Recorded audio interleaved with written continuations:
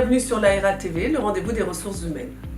Aujourd'hui, nous allons aborder le thème du droit du travail selon la nouvelle politique mise en place. Pour cela, nous accueillons Marie-Hélène Michal, spécialiste du sujet. Comment va se passer la rénovation du modèle social selon le nouveau gouvernement? Premier temps, rénover le droit du travail. Deuxième temps, sécuriser les parcours professionnels. Troisième temps, rénover la retraite. Les ordonnances sont prévues. Mais peux-tu donner quelques illustrations?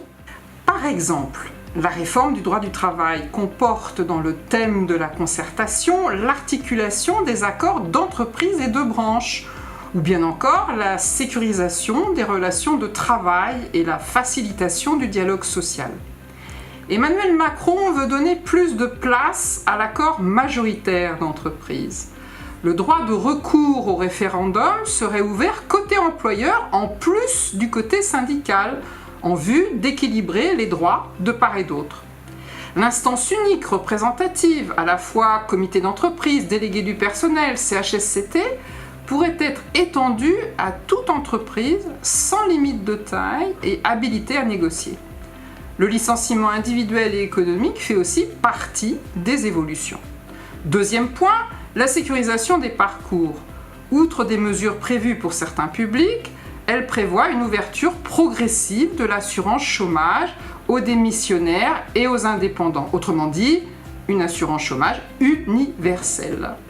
Troisième point, le système de retraite est envisagé avec des règles communes de calcul des pensions et une prise en compte de la pénibilité.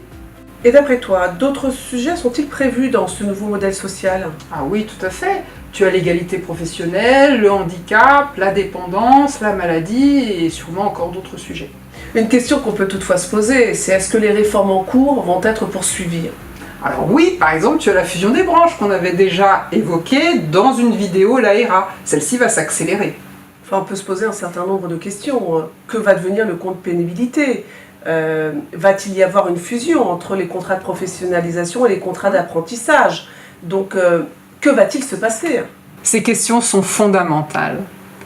Pour suivre une actualité qui va s'accélérer, nous vous invitons à suivre les prochaines vidéos sur laera.fr. Merci Marie-Hélène pour la clarté de tes explications. Quant à nous, retrouvons-nous dans un prochain rendez-vous RH. Merci de nous avoir suivis et à bientôt. Au revoir.